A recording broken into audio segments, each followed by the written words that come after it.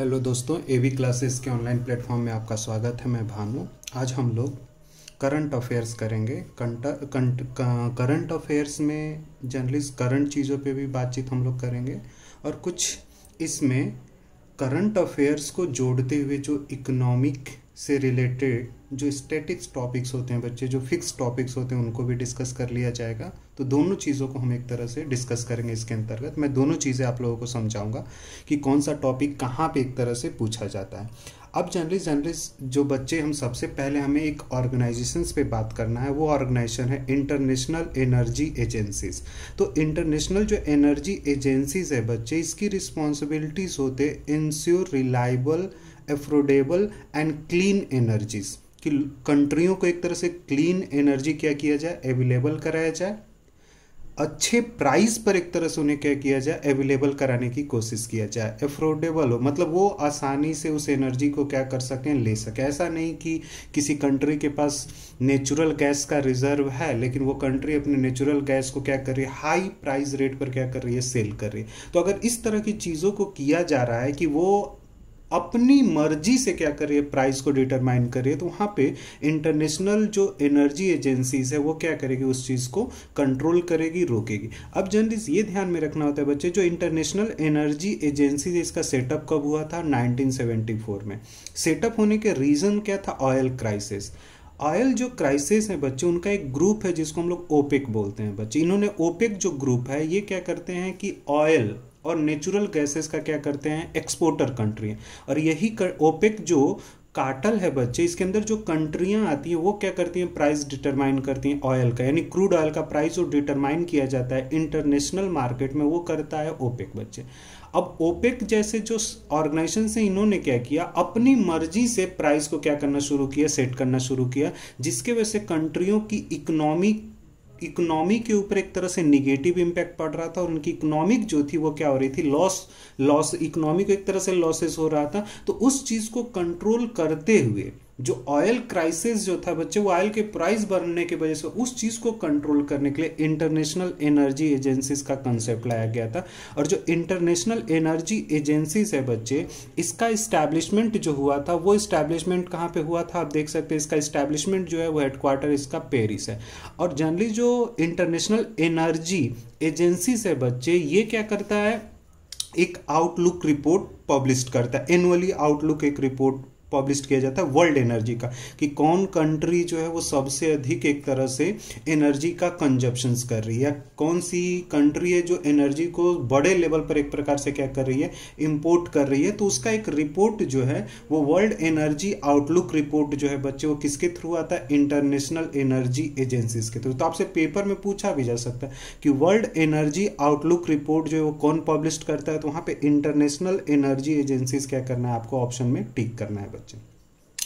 दूसरा, इंडिया जो है बच्चे, वो इसका एक प्रकार से क्या है, एसोसिएटेड मेंबर है। जो इंडिया है वो एक प्रकार से क्या है, इसका एक एसोसिएटेड मेंबर है। तो जो इंडिया है वो एक तरह से इस ऑर्गेनाइजेशन का एक एसोसिएटेड मेंबर है। ये आपको ध्यान में रखना है। दूसरी जो चीज़ें आपके ध्यान में रखना है बच्चे, ठीक है ना, लगभग 30 कंट्रीज इसके अंदर आती हैं। फैब 2018 तक हमारे पास एक प्रकार से क्या है, डाटा है बच्चे। और फर्स्ट जो कंट्रीज थी वो थी लैटिन अमेरिका जो था वो इंटरनेशनल एनर्जी एजेंसीज का फर्स्ट कंट्री थी। उसके बाद से बाकी की कंट्रियां जो थी इसकी पार्ट बनती हैं। आगे बढ़ते हैं बच्चे, और एक करंट जो टॉपिक है वो था कि 8 कोर इंडस्ट्रीज, ठीक है। ये ध्यान में रखना है कि इकोनॉमी के अंदर कभी कभी पूछा जाता है कि कितनी कोर इंडस्ट्रीज हैं। कोर इंडस्ट्रीज उस इंडस्ट्रीज को बोला जाता है बच्चे जिस पर सभी इंडस्ट्रीज क्या करती हैं, एक तरह से डिपेंड करती हैं। तो उन इंडस्ट्रीज को आप क्या बोलते हैं, कोर इंडस्ट्रीज बोलते हैं। और यहाँ पे कोर इंडस्ट्रीज का एक प्रकार से वेटेज बताया गया है बच्चे, डिक्रीजिंग ऑर्डर में, कि किसका कितना पार्टिसिपेशन है इकोनॉमी के अंदर एक तरह से। तो रिफाइनरीज प्रोडक्ट, इलेक्ट्रिसिटी, स्टील, कोयला, crude oil, natural gas, cement and fertilisers, ये पूरे के पूरे एक प्रकार से क्या होते हैं बच्चे, कोर इंडस्ट्रीज हैं। तो पेपर में ये टॉपिक कभी कभी इकोनॉमिक्स से में पूछ लिया जाता है कि कोर इंडस्ट्रीज कितनी है। तो बच्चे कोर इंडस्ट्रीज आपको ऑप्शन में टिक करना होता है 8, ठीक है। कौन कौन सी हैं तो आपको एक बार पढ़ लेना है कि रिफाइनरीज प्रोडक्ट, इलेक्ट्रिसिटी, स्टील, कोयला, coal, crude oil, natural gases, cement, fertiliser जो है वो एक प्रकार से क्या है, आपकी एक प्रकार से कोर इंडस्ट्रीज हैं बच्चे। आगे बढ़ते हैं बच्चे, और न्यूज़ में काफ़ी एक अपॉइंटमेंट है बच्चे जो काफ़ी इम्पॉर्टेंट रखती है। वो जो अपॉइंटमेंट है वो है टी.एस. त्रिमूर्ति। जो टी.एस. त्रिमूर्ति हैं बच्चे, इन्हें actually permanent representatives to the United Nations. जो यूनाइटेड नेशन है बच्चे, उस यूनाइटेड नेशन में इन्हें परमानेंट रिप्रेजेंटेटिव्स के रूप में क्या किया गया, अपॉइंट किया गया है। और तो यूएन में जनरली क्वेश्चन क्या बनेगा कि permanent representatives to the United Nations, ठीक है, इंडिया से कौन है, तो वहां पे टी.एस. त्रिमूर्ति का आपको नाम क्या करना पड़ेगा, ध्यान में रखना पड़ेगा बच्चे। यूएन जो है बच्चे इस्टेब्लिशमेंट में कब आता है, तो यूएन जो है बच्चे, यूनाइटेड नेशन ऑर्गेनाइजेशन जो है, इसका इस्टेब्लिशमेंट जो हुआ था वो 1945 में हुआ था। पर्पज क्या है यूएन का, ये भी आपको पता होना चाहिए। तो जो पर्पज है यूनाइटेड नेशन ऑफ ऑर्गेनाइजेशन का बच्चे, वो पर्पज है पीस, डेवलपमेंट एंड सिक्योरिटीज। तो जो यूनाइटेड नेशन है बच्चे, उसके पर्पस यानी उसके ऑब्जेक्टिव जो है वो 3 है।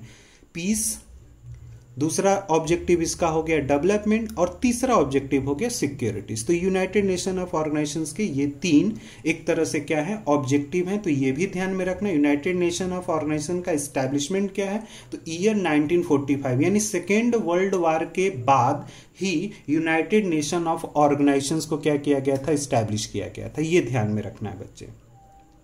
आगे बढ़ते हैं बच्चे, तो आप जानते ही है कि कंट्री में एक तरह से क्या हो रहा है, लॉकडाउन चल रहा है। और कंट्री में जो लॉकडाउन चल रहा है वो कोविड-19 को लेकर चल रहा है। कोविड-19 जो है वो एक तरह से वर्ल्ड में हर जगह उसने क्या किया, क्राइसिस ला दिया है, जिसके वजह से सभी कंट्रियों ने अपने नेशंस को क्या कर रखा है, लॉकडाउन कर रखा है।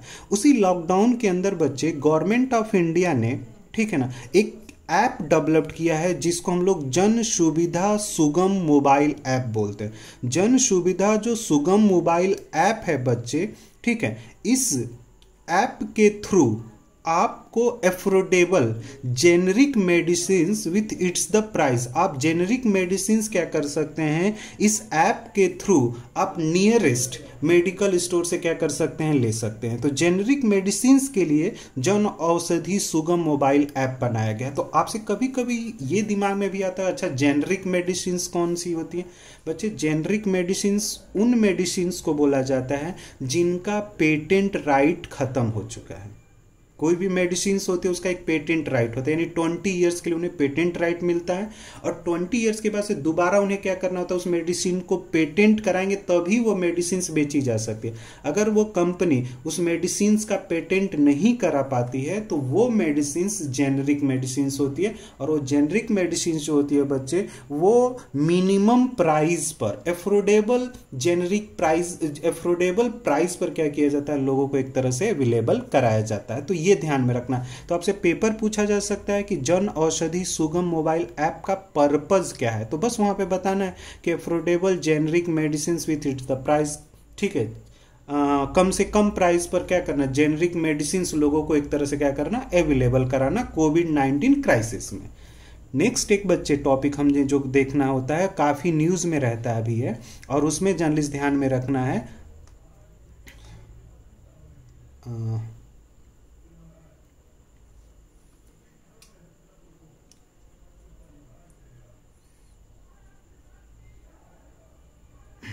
ठीक है, काफी न्यूज में है बच्चे, वो है आयुष। तो आपसे पूछा जा सकता है कि आयुष का, ठीक है, आयुष का मीनिंग बताइए। तो जो आयुष वर्ड है बच्चे, उसमें ए फॉर आयुर्वेद होता है, वाई फॉर योगा होता है, यू फॉर यूनानी होता है, एस फॉर सिद्धि होता है, और एच फॉर होम्योपैथी होता है। इसको अगर आप मिला देते हैं तो क्या बन जाता है, आयुष बन जाता है। तो आपसे पेपर में पूछा जा सकता है कि आयुष स्टैंड फॉर, तो आप देख लीजिएगा आयुर्वेदा, योगा, यूनानी चिकित्सा, सिद्धि और होम्योपैथिक जो है वो क्या है, आयुष है बच्चे, ठीक है। तो आयुष का ये मीनिंग आपको क्या करना है, ध्यान में रखना है कि आयुष स्टैंड फॉर, तो आयुर्वेद, योगा, यूनानी, सिद्धि और होम्योपैथिक्स। नेक्स्ट बच्चे एक चीज न्यूज में अभी काफी न्यूज में करंटली वो न्यूज में चीजें आई है, ठीक है, जो हमारे एग्जाम के लिए काफी इंपॉर्टेंट होता है बच्चे। चाकहाओ, रिसेंटली चाकहाओ जो है बच्चे, ये एक ब्लैक राइस का क्या है नाम है बच्चे। चाकहाओ जो है वो ब्लैक राइस है बच्चे, और जो ब्लैक राइस का प्रोडक्शन होता है, जो ब्लैक राइस जो प्रोड्यूस होता है वो मणिपुर में होता है। ब्लैक राइस, वैसे तो आप लोग राइस, जो भी आपने राइस देखा होगा वो व्हाइट राइस आपने देखा, तो जो ब्लैक राइस है बच्चे, उसका जो ब्लैक राइस जो प्रोड्यूस होता है वो जनरली कहाँ पे प्रोड्यूस होता है, तो ब्लैक राइस जो प्रोड्यूस होता है वो होता है मणिपुर में। और ब्लैक राइस को एक्चुअली जोग्राफिकल इंडिकेशंस क्या किया गया है, दिया गया है। जोग्राफिकल इंडिकेशंस का मतलब ये है कि ब्लैक राइस जो है वो अपने जोग्राफी के वजह से जाना जाता है। यानी आपसे पूछा जाए कि अच्छा ब्लैक राइस कहाँ पे होता है, तो आप सीधा बोल सकते हैं कि ब्लैक राइस जो है वो मणिपुर में एक तरह से क्या होता है, प्रोड्यूस होता है। तो कोई भी दूसरी कंट्री अपने एरियाज में, अगर उनके भी एरियाज में ब्लैक राइस हो रहा है, तो ब्लैक राइस का नाम देकर अपने उस प्रोडक्ट को सेल नहीं कर सकते। क्यों?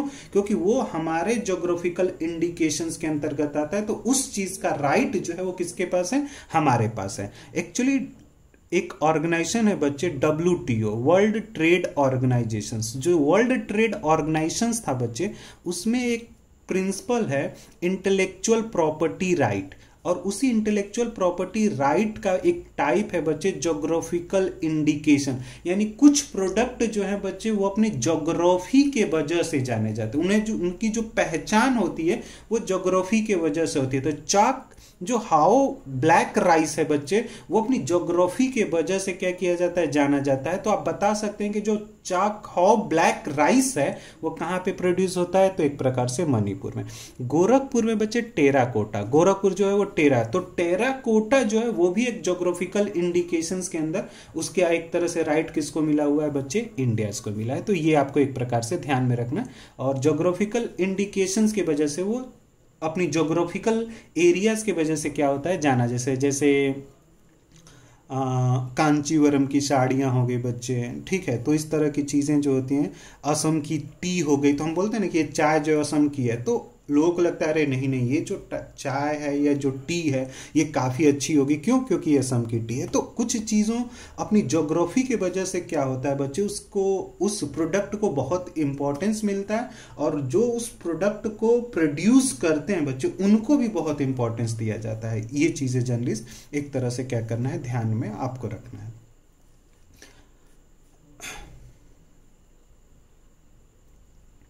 जब बच्चे हम लोग करंट अफेयर्स करते हैं तो कभी कभी क्या होता है कि कुछ डे जो होते हैं वो काफ़ी इंपॉर्टेंट होते हैं पेपर के लिए, तो आपसे कभी कभी ना डेज को क्या किया जाता है, पेपर में पूछ लिया जाता है। जैसे आपसे पूछा जाएगा इंटरनेशनल वर्कर डेज, तो आपको जर्नलिस्ट बताना है कि जो इंटरनेशनल वर्कर डे है बच्चे, जिसको सेलिब्रेट किया जाता है 1 मई को, ये आपको ध्यान में रखना पड़ेगा।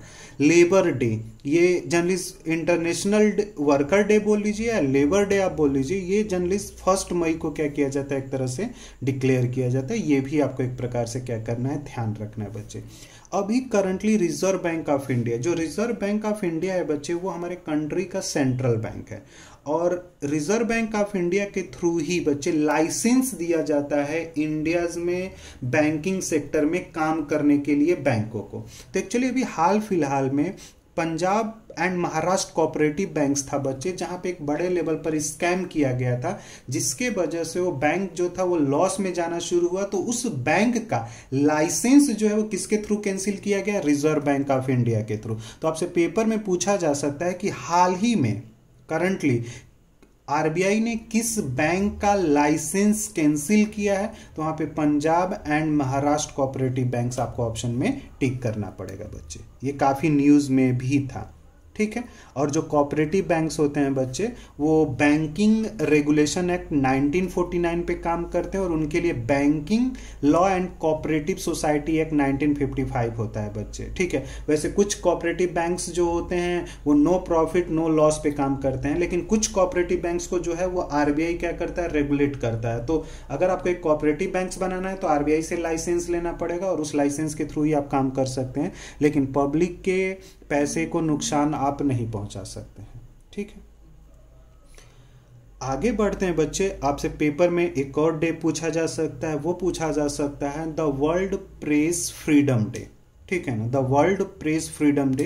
तो वहाँ पे आपको 3 मई बताना है बच्चे कि जो वर्ल्ड प्रेस फ्रीडम डे है वो आपका 3 मई में आता है। ठीक है ना, प्रेस ऑफ द फ्रीडम। हमारे यहाँ जैसे हमारी कंट्री जो जो डेमोक्रेटिक कंट्री होती हैं बच्चे, वो अपनी कंट्री में प्रेस को काफ़ी क्या करती हैं, फ्रीडम्स देती हैं। ठीक है, मतलब सरकार के अगेंस्ट बोलने के लिए, पब्लिक इंटरेस्ट में काम करने के लिए, पब्लिक के राइट अगर वायलेट हो रहे हैं तो उनके राइट को प्रोटेक्ट करने में मदद एज अ मीन्स के तरह से काम करने में क्या करता है, ये प्रेस जैसे ऑर्गेनाइजेशन जो हैं वो काम करते हैं बच्चे। एक टॉपिक हमारा आता है जो हिस्ट्री से जुड़ा हुआ है बच्चे, लेकिन करंट अफेयर्स और हिस्ट्री दोनों से जुड़ता है बच्चे, वो है नॉन अलाइंड मूवमेंट बच्चे। जो नॉन अलाइंड मूवमेंट है बच्चे, ठीक है, एक्चुअली नॉन अलाइंड मूवमेंट की ईयरली एक तरह से क्या होती है बच्चे, सबमिटें होती हैं बच्चे। ईयरली पहले होती थी लेकिन बाद में स्किप होने लग गई। तो अभी कोविड-19 के वजह से जो नैम सबमिट था बच्चे 2016 का, उसको प्रधानमंत्री ने टोटली क्या कर दिया, स्किप कर दिया। और जो 2019 में जो आपका नॉन अलाइन मूवमेंट जो सबमिट था उसको भी उन्होंने एक प्रकार से क्या किया है, स्किप किया है बच्चे। ठीक है, तो ये भी काफ़ी न्यूज़ में एक तरह से चल रहा है। अब एक चीज़ ध्यान में रखना है कि नैम का फॉर्मेशन कब होता है बच्चे। तो नैम जो था वो एक्चुअली, नैम जो एग्जिस्टेंस में आता है वो 1955 में एक तरह से एशिया अफ्रीका एक कॉन्फ्रेंस हुआ था जहां पर ये कंसेप्ट निकल कर आया था बच्चे। और 1961 में पहला नेम का एक तरह से फाउंडेशन हुआ। और नेम का जब फाउंडेशन हुआ तो इसमें 3 हेड ऑफ रिप्रेजेंटेटिव्स थे। भारत से जवाहरलाल नेहरू थे, ठीक है, इजिप्ट से नासिर थे, और आपका घाना से, ठीक है, कौमे था, और इसी तरह से इंडोनेशिया से सुकार्नाओ थे।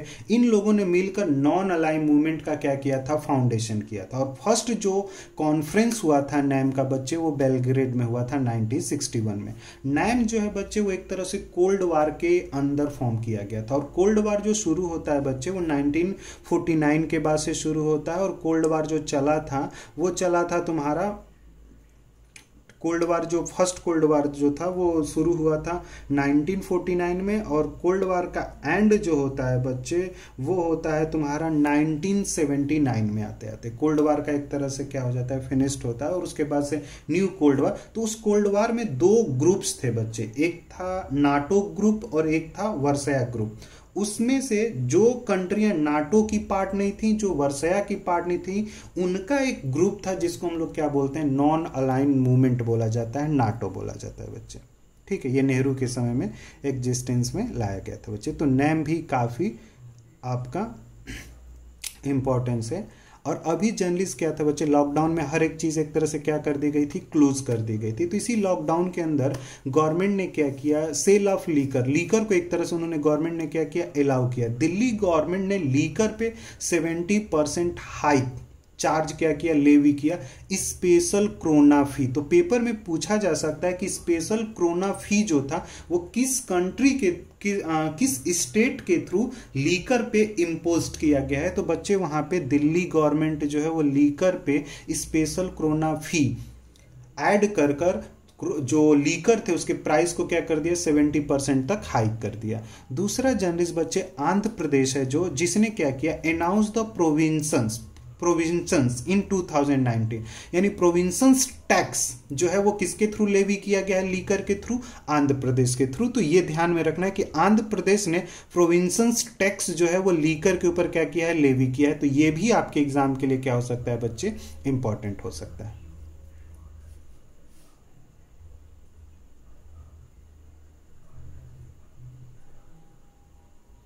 ठीक है, और थोड़ी सी ये भी तुम्हें बच्चे पेपर में देख कर जाना पड़ेगा, ऐसे कौन से स्टेट हैं जहाँ पे कोरोना वायरस के सबसे अधिक पेशेंट्स हैं। ठीक है, तो कोरोना वायरस के जो सबसे अधिक पेशेंट थे वो महाराष्ट्र, गुजरात, राजस्थान, दिल्ली। ठीक है, तो दिल्ली राजस्थान को बीट करके ऊपर आ चुका है। ठीक है, महाराष्ट्र में सबसे अधिक हैं, गुजरात में कोरोना के सबसे अधिक पेशेंट हैं कोविड-19 से रिलेटेड। अब जो कोविड-19 का डेटा होता है बच्चे, जो कोविड-19 का डेटा रहा, इतने पेशेंट कोरोना से क्या है, संक्रमित हैं, ठीक है, इन्फेक्टेड हैं, इतने लोगों की डेथ हो चुकी है, इतने जो हैं वो क्या हो चुके हैं, ठीक हो चुके हैं। उसके लिए एक डेटा सेंटर है बच्चे, हेल्थ मिनिस्ट्री के अंतर्गत आती है, जो national centre for disease control. यही क्या करती है, डेटा पब्लिश करती है बच्चे। ठीक है, ये स्वाइन फ्लू के समय क्या की गई थी, एग्जिस्टेंस में लाई गई थी। तो इसको ध्यान में रखना कि जो भी कोरोना से रिलेटेड डेटाज पब्लिश्ड हो रहे हैं, जो भी डेटा आ रहे हैं, वो national centre for disease centre के थ्रू आते हैं बच्चे। और स्वाइन फ्लू का ये शॉर्ट नेम भी ध्यान में, H1N1 जो है वो स्वाइन फ्लू से रिलेटेड है। तो ये भी पेपर में कभी कभी पूछ लेगा, H1N1 जो है वो किस डिसीज का नाम है। तो जब पे आपको एक तरह से स्वाइन फ्लू से रिलेटेड आपको क्या करना है, ध्यान में रखना है बच्चे।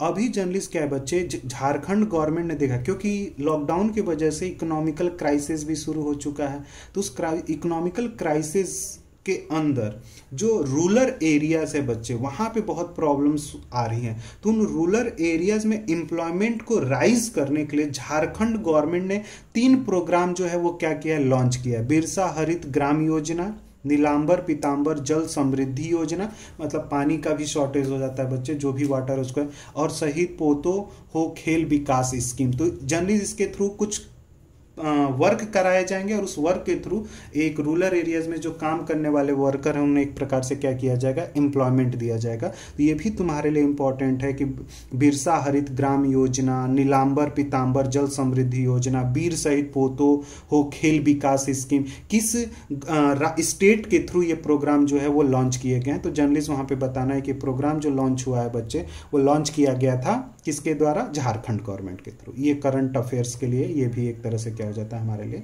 इंपॉर्टेंट होता है।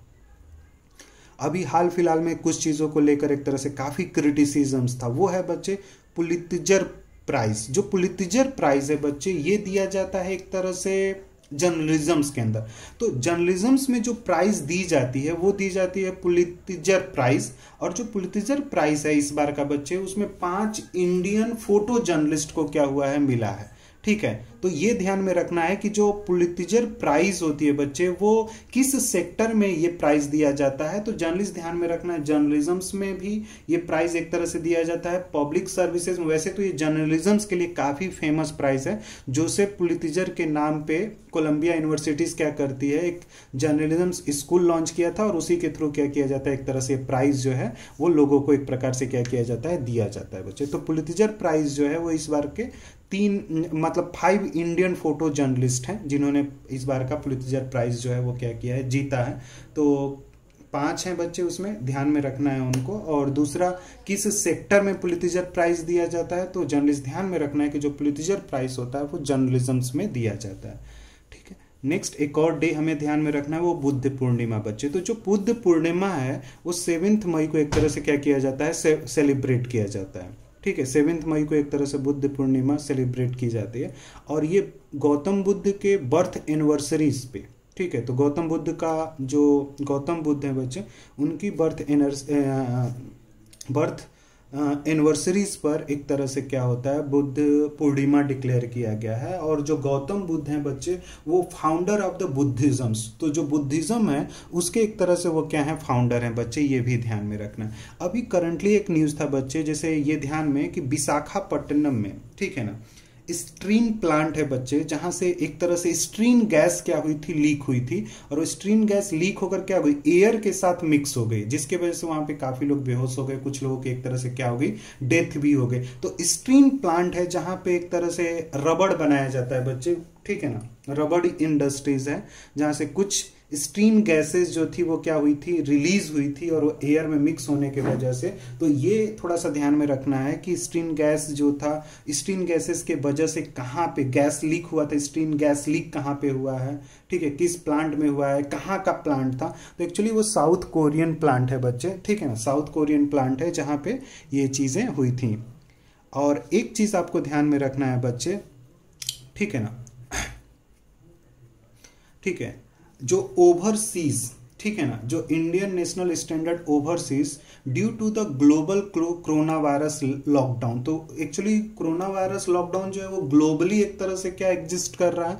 इसके अंदर गवर्नमेंट ऑफ इंडिया ने वंदे भारत मिशन चलाया बच्चे। वंदे भारत मिशन के थ्रू जो अलग अलग कंट्रियों में इंडियंस हैं उन्हें वंदे भारत मिशन के थ्रू क्या किया जा रहा है, भारत लाया जा रहा है। तो ये ध्यान में रखना है कि जो भी ओवरसीज, ठीक है ना। ओवरसीज मतलब समुद्र पार जो लोग रह रहे हैं उन लोगों को इस मिशन के थ्रू क्या किया जा रहा है, रिकवर किया जा रहा है और उस कंट्री से उन्हें क्या किया जा रहा है, निकाला जा रहा है और लाया जा रहा है। और एक और नेवी के थ्रू, इंडियन नेवी के थ्रू एक प्रोग्राम लॉन्च किया गया बच्चे, ऑपरेशन समुद्र सेतु। तो ऑपरेशन जो समुद्र सेतु है बच्चे, इसमें भी ओवरसीज जो इंडियन सिटीजन्स हैं उनको एक तरह से क्या किया जा रहा है, लाने की कोशिश किया जा रहा है। तो ऑपरेशन जो समुद्र सेतु है इसके थ्रू भी जो अलग अलग कंट्रियों में इंडियंस हैं वहां पर भी कोरोना वायरस जैसी प्रॉब्लम से वहां से इंडियंस को क्या किया जा रहा है, लाने की कोशिश जो की जा रही है। और ऑपरेशन समुद्र सेतु ध्यान में भी रखना है बच्चे, और वंदे भारत मिशन जिसके थ्रू एक तरह से क्या किया जा रहा है, ठीक है, अलग अलग कंट्रियों में, ठीक है, इंडियन एयरलाइंस की मदद से उनको क्या किया जा रहा है, रिकवर किया जा रहा है। इंडियन नेवी के थ्रू भी उनको क्या किया जा रहा है, रिकवर किया जा रहा है और सही तरीके से उन्हें लाने की कोशिश की। तो बच्चे ये जो करंट अफेयर्स था बच्चे, ये मई का था और 1 मई से लेकर ये 10 मई तक के बीच में जो भी इश्यूज थे बच्चे, वो इश्यूज मैंने आप लोगों को समझाया। अब 10 मई से लेकर 20 मई के जो करंट अफेयर्स होंगे वो हम अगले पार्ट में क्या करेंगे उसको, और उसको भी इसी तरह से मैं आप लोगों को समझाऊंगा। तो आज की क्लास में बस इतना ही। अगला जो करंट अफेयर्स होगा बच्चे वो 10 मई से लेकर 20 मई तक के बीच में जो प्रॉब्लम्स या जो भी एक्शंस हुए होंगे, जो भी प्रोग्राम्स लॉन्च हुआ होगा, उन सभी को एक तरह से हम लोग क्या करेंगे, डिस्कस करेंगे। तो आज के लिए बस इतना ही बच्चे, थैंक यू।